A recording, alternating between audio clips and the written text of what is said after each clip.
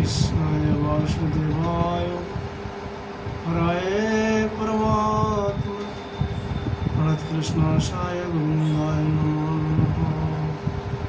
नमो पंकजनाभय नमो पंकजमालिने नमो पंकजनेत्राय नमस्ते पंकजांग्रये।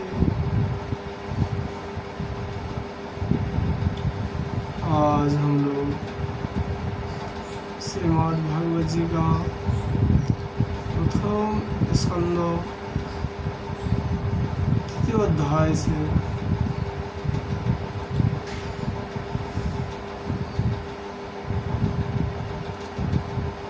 भगवान के अवतार का वर्णन चर्चा करें।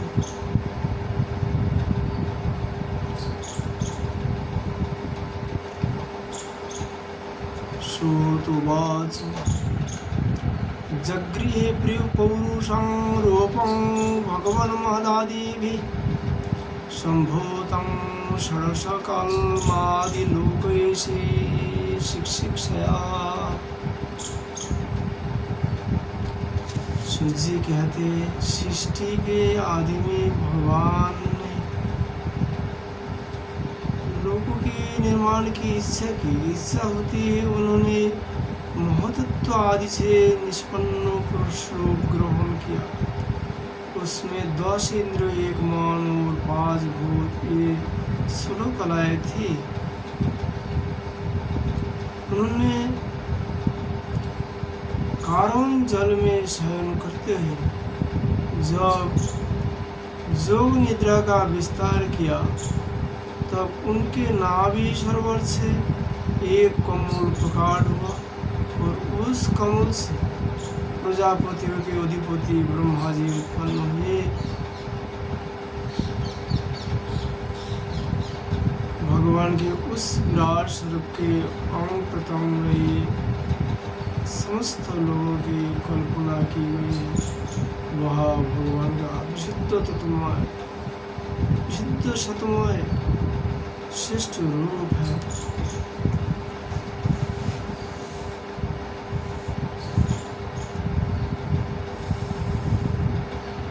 जोगी लोग दिव्य दृष्टि से भगवान के उस रूप का दर्शन करते हैं।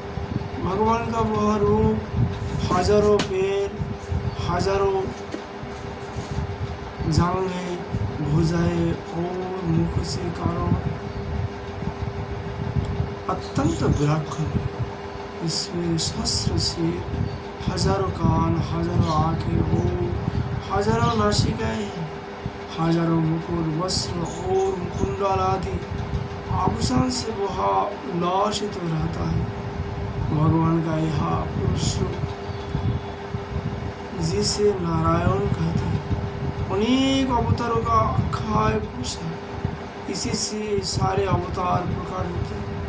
इस रूप के छोटे से छोटे अंश से देवता, पशु, पंछी और मनुष्य आदि जीवों की सृष्टि होती है।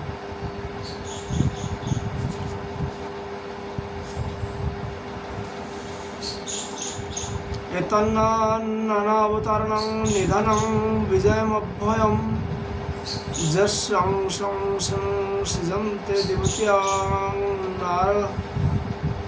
देवतिजं नारदयो।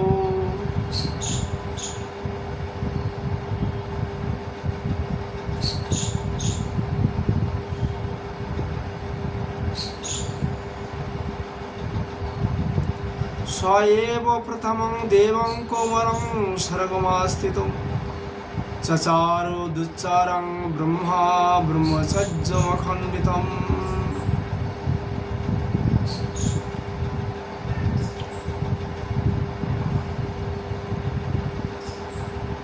अभी सूर्य ने भगवान सोलह अवतार की वर्णन प्रारंभ कर रहा है।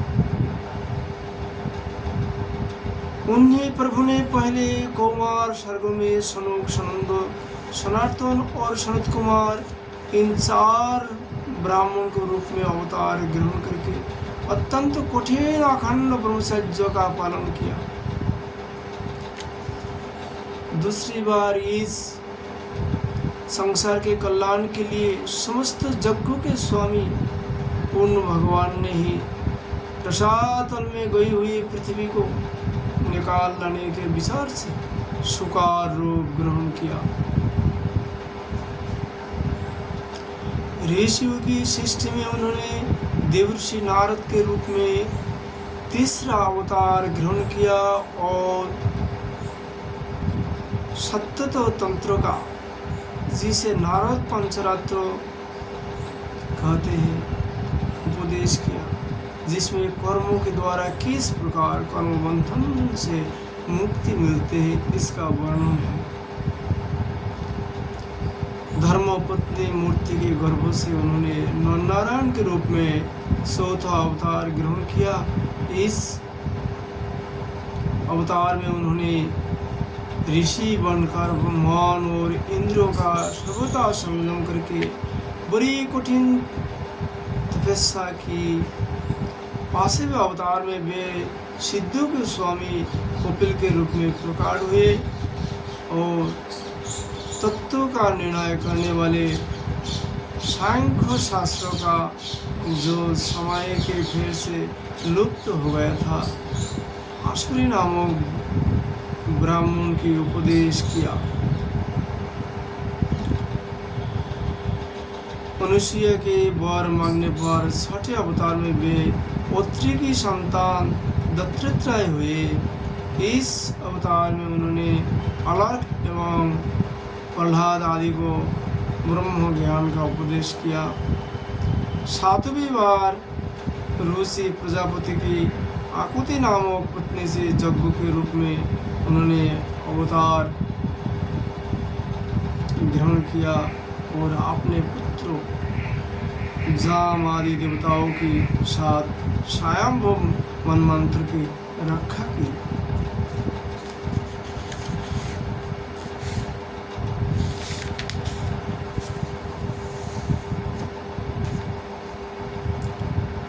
राजा नाभि की पत्नी मेरुदेव की गर्भ से ऋषभ देव के रूप में भगवान ने आठवां अवतार ग्रहण किया। इस रूप में उन्होंने परमहंस का वह मार्ग जो सभी आश्रमों के लिए वंदनीय है दिखाया। ऋषियों की प्रार्थना से 9वीं बार वे राजा पिथु के रूप में अवतीर्ण हुए। शौनकादि ऋषियों इस अवतार में उन्होंने पृथ्वी से समस्त औषधियों का दोहन किया था। इससे यह अवतार सबके लिए बड़ी ही कल्याणकारी हुई। चाक्षुष मंत्र के अंत में जब सारी त्रिलोक की समुद्र में डूब रही थी, तब उन्होंने मत्स्य के रूप में 10वां अवतार ग्रहण किया और पृथ्वी रूपी नौका पर बैठाकर अगले मनमंत्र के अधिपति वैवस्वत मुनि की रक्षा की। जिस समय देवता और दत्त समुद्र मंथन कर रहे थे, उस समय 11वां अवतार धारण करके कच्छप रूप में भगवान ने मंदराचल की अपनी पीठ पर धारण किया।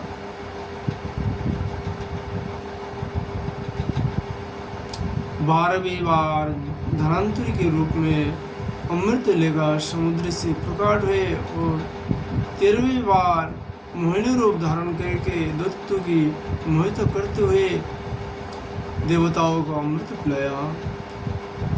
14वें अवतार में उन्होंने नरसिंह रूप धारण किया और अत्यंत बलवान दत्तराज हिरण्यकशिपु के साथ ही अपने नख से अनाज से इस प्रकार फाड़ डाले जिसे सटाई बनाने वाला सीख को सीध डालती। 15वीं बार वामन का रूप धारण करके भगवान दत्तराज बोले के यज्ञ में गए। वे चाहते तो थे त्रिलोक का राज्य, परंतु मांगी उन्होंने केवल 3 पद पृथ्वी। 16वें परशुराम अवतार में जब उन्होंने देखा कि राजा लोग ब्राह्मणों के द्रोही हो गए हैं, तब कुपित होकर उन्होंने पृथ्वी को 21 बार क्षत्रियों से शून्य कर दिया। इसके बाद 17वें अवतार में सत्तावती के गर्भ से पराशर जी के द्वारा वे व्यास के रूप में अवतीर्ण हुए। उस समय लोगों की समाज और धारणा शक्ति कम देखकर आपने वेद रूप वृक्ष की कोई शाखाएं बनाई दी। 18वीं बार देवताओं का कार्य संपन्न करने की इच्छा से उन्होंने राजा के रूप में राम अवतार ग्रहण किया और सेतुबंधन, रावण वध आदि वृत्तपूर्ण बहुत सी लीलाएं की। 19वीं और 20वें अवतार में उन्होंने यदुवंश में बलराम और श्री कृष्ण के नाम से प्रकट होकर पृथ्वी का भार उतारा। उसके बाद कलियुग आ जाने पर मगध देश अर्थात बिहार में देवताओं के उद्देश्य दत्तों के मोहित करने के लिए अजान के पुत्र रूप में आपका बुद्ध अवतार होगा।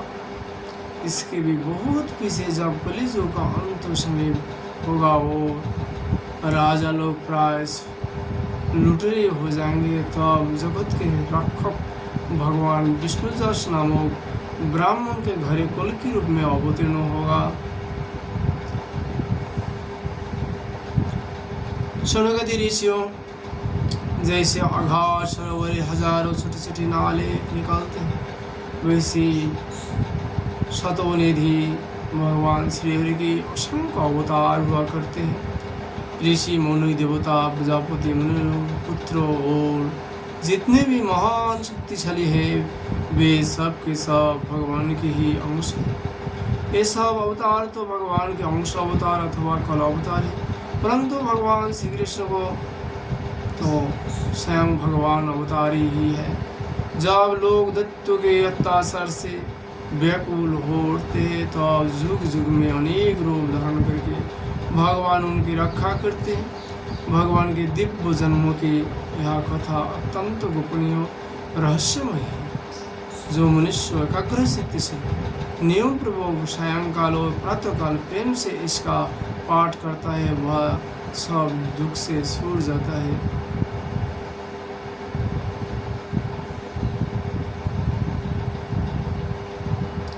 आज हम लोग